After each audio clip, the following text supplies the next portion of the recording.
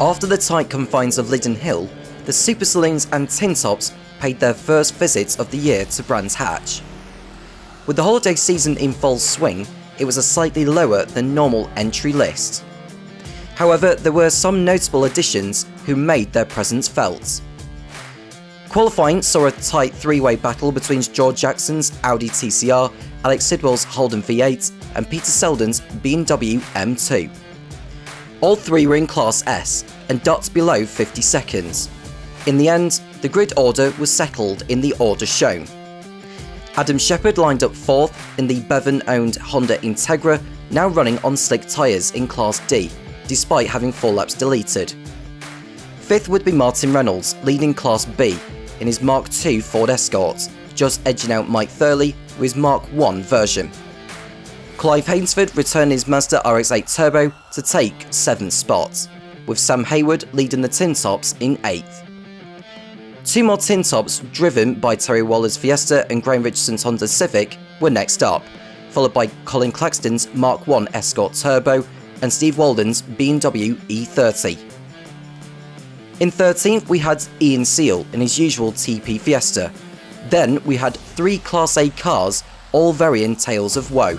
Rod Birley had stopped on circuit in his Escort WRC, and it took a while to reset everything in order for him to complete 3 laps. Andy Woods-Dean's Holden Commodore and Lee Clue's Audi TT both had various maladies, and poor Rick Skelsey found he had no power in his borrowed Ford Fiesta, running in Class TP.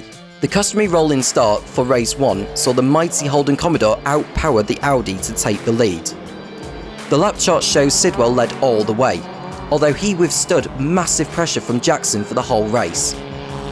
In the end, there was less than a second between them in a highly entertaining race. Selden lost out to Shepherd at the start and then gradually fell back down the field before retiring on lap 11. This left Shepherd on his own to comfortably take 3rd overall and win Class D. The battle for 4th was just as entertaining as the lead battle, as Thurley held off Reynolds until lap 11. Next up was Birley, who made good progress quickly moving up to 9th, then passing Richardson and Hayward to come home 6th, winning Class A.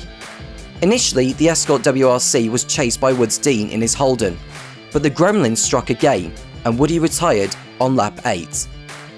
Hayward claimed 7th overall, winning the TinTops section, with Richardson 8th.